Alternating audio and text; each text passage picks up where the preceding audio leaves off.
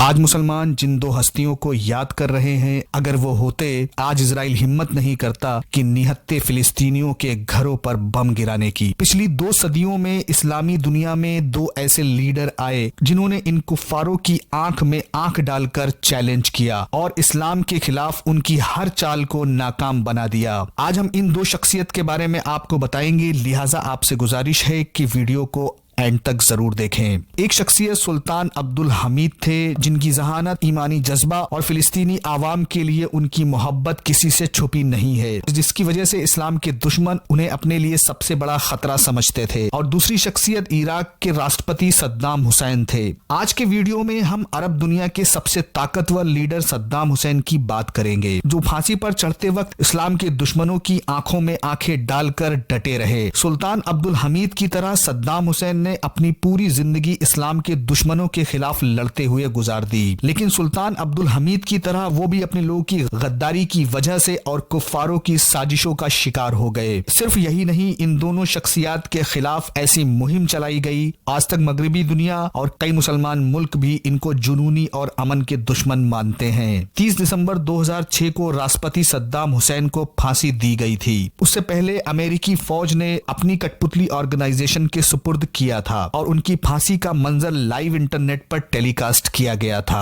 कुफ्फारों ने हर मुमकिन कोशिश की थी कि सद्दाम हुसैन को माफी मांगने पर मजबूर किया जाए, लेकिन उन्होंने आखिरी वक्त तक माफी नहीं मांगी और ना ही कोई अफसोस जाहिर किया। और फांसी के तख्त पर चढ़ने के वक्त कलीमा तैयबा पढ़ा, मैं कसम खाता हूँ कि अल्लाह के सिवा कोई और माबूद नहीं है और मोहम्मद। उनके आखिरी अल्फाज मुकम्मल नहीं हो सके थे और वो आखिरी सांस तक पुरसुकून रहे। इराक के राष्ट्रपति सद्दाम हुसैन को फांसी के बाद उनके गांव अल अब्जा में दफन किया गया था। आज उनका मकबरा खंडहर बन चुका है। हैरान करने वाली बात यह है कि उनकी कब्र के बारे में किसी को भी पता नहीं है। एक फ्रांसीसी अखबार ABF की एक रिपोर्ट के मुताबिक सद्दाम हुसैन की कब्र में मैयत नामौजूदगी से कई सवाल पैदा होते हैं। अगर उनकी मैयत को कब्र से निकाला गया तो वो कहाँ है? और ये सब सवाल इस अखबार ने छापे हैं। कई लोगों का दावा है कि उनकी मैयत को किसी खुफिया जगह पर मुंतकिल किया गया है। कोई नहीं जानता कि किसने लाश को मुंतकिल किया और कहाँ किया। लोगों का मानना है कि अगर ऐसा कुछ हुआ है तो उनके रिश्तेदार उस जगह को खुफिया रखने की हर मुमकिन कोशिश करेंगे। अब सद्दाम हुसैन की असल कब्र का हाल बताने से पहले वो वाकया बताना जरूरी है जो आज के इस माहौल के अंदर कोई भी अरब कंट्री फिलिस्तीनियों की तरफ अपनी हमदर्दी की निगाह से नहीं देख रहा। सद्दाम हुसैन एक प्रेस कॉन्फ्रेंस के दौरान जब एक फिलिस्तीनी औरत ने इजराइल के जुल्म की दास्तान को सुनाया और रोते हुए इजराइल को जवाब देने के लिए कहा कि ऐ सद्दाम, आओ और हमारी इज्जतों